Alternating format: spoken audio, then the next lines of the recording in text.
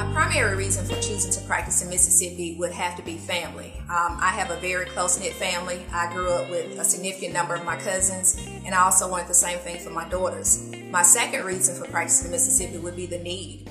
Mississippi, when it comes to teenage pregnancy, STD rates, dropout rates, we are number one, if not number two in the country.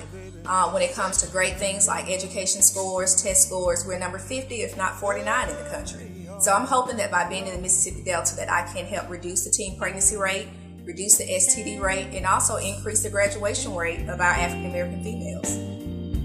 My baby says she loves me.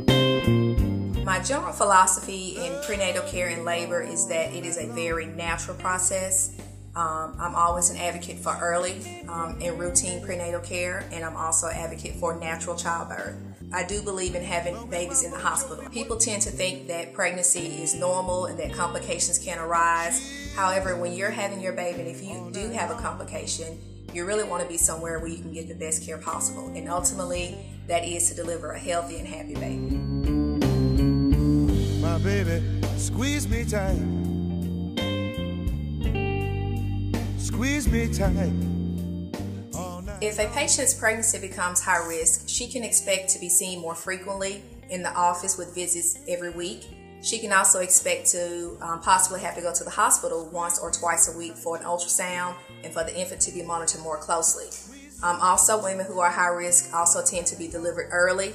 Sometimes they don't have a choice in the type of delivery. If the infant is in distress or has not grown appropriately during the pregnancy, a cesarean section may be the best option for delivery versus a normal vaginal delivery. She'll love me all night long. My professional philosophy on Clomid is that it's a wonderful drug. Again, people think that pregnancy is a natural process and that everyone can get pregnant whenever they feel like getting pregnant. Unfortunately, there are women in this world that do suffer from infertility. And for those women, Clomid is a wonderful drug to help these women also achieve the chance to have a baby.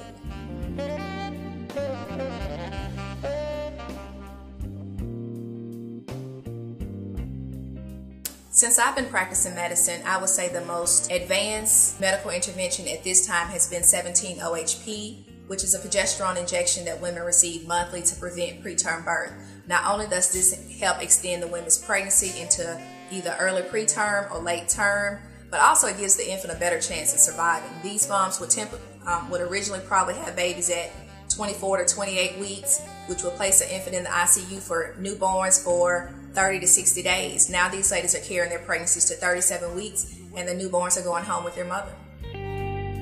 Takes them away all night long. Some women who have high-risk pregnancies have to be managed with me as well as a neonatologist or a maternal fetal medicine specialist. In those instances, depending on what the risk factor is, sometimes I manage them and they follow up with the MFM once or twice a month.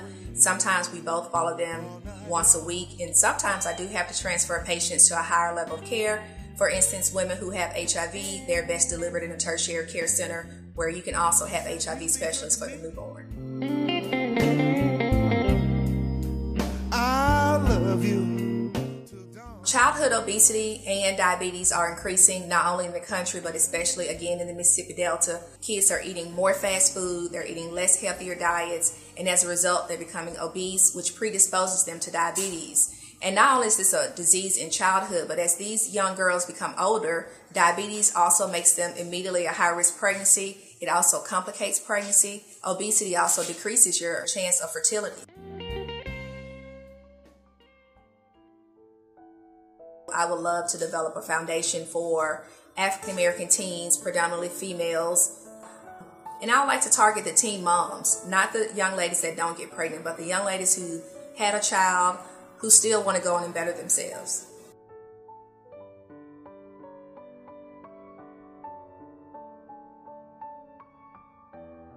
I find it very difficult to balance family, children, and medicine.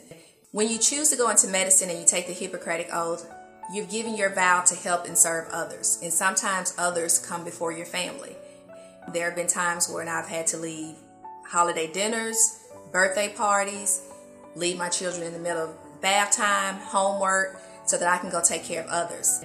My children understand that if I'm not here with them, they know that I'm helping another family that really needs their mother at that time.